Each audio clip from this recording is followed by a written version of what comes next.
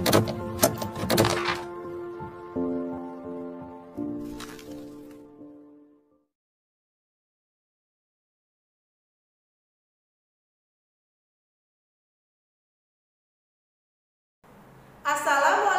warahmatullahi wabarakatuh. Apa kabarnya anak-anakku? Alhamdulillah, luar biasa, Allahu Akbar. Yes, oke.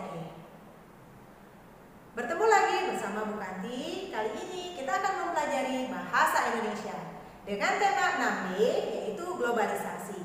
Subtema 2, pembelajaran 3. Dengan materi pembelajaran kata hubung waktu. Sebelum kita memulai pembelajaran, marilah kita bersama-sama membaca basmalah. Bismillahirrahmanirrahim. Adapun tujuan dari pembelajaran kita pada hari ini adalah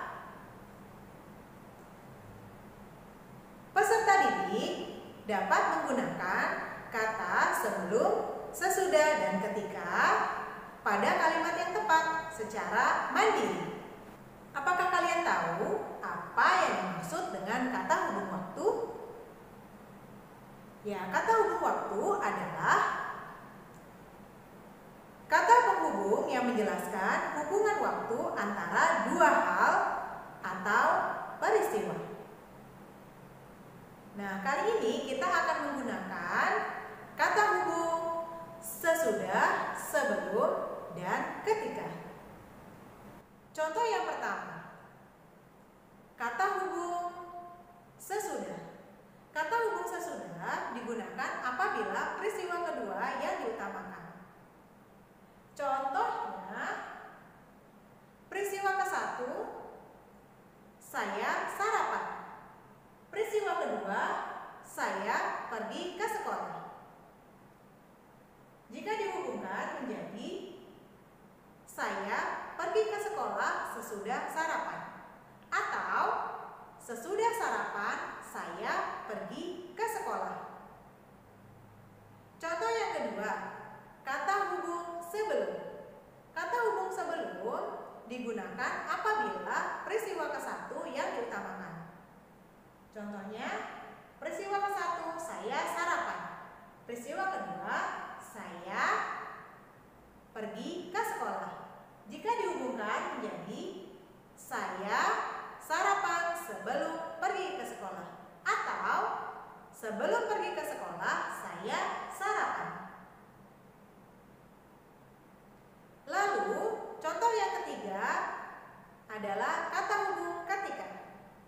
Kata hubung ketika digunakan apabila peristiwa ke-1 dan kedua terjadi bersamaan. Contohnya, peristiwa ke-1 saya sedang sarapan. Peristiwa kedua Andi menelpon. Jika dihubungkan menjadi saya sedang sarapan ketika Andi menelpon, atau ketika Andi menelpon saya sedang sarapan. Nah, bagaimana anak-anakku? Apakah kalian memahaminya penjelasan dari Ibu tadi? Ya, semoga kalian memahaminya ya. Nah, Ibu akan memberikan contoh yang lain berikut ini. Saya bermain layangan sesudah belajar. Sesudah belajar, saya bermain layangan. Saya belajar sebelum bermain layangan. Sebelum belajar, saya bermain layangan. Saya sedang belajar ketika ibu memasak. Ketika ibu memasak, saya sedang belajar. Bagaimana anak-anakku dengan pembelajaran yang Ibu sampaikan tadi? Semoga kalian dapat memahaminya ya. Adapun kesimpulan dari pembelajaran kita pada hari ini adalah yang pertama, kata hubung sesudah digunakan apabila peristiwa kedua yang diutamakan. Lalu yang kedua, kata hubung sebelum digunakan apabila peristiwa ke-1 yang diutamakan. Yang ketiga, kata hubung ketika digunakan apabila peristiwa ke-1 dan kedua terjadi secara bersamaan.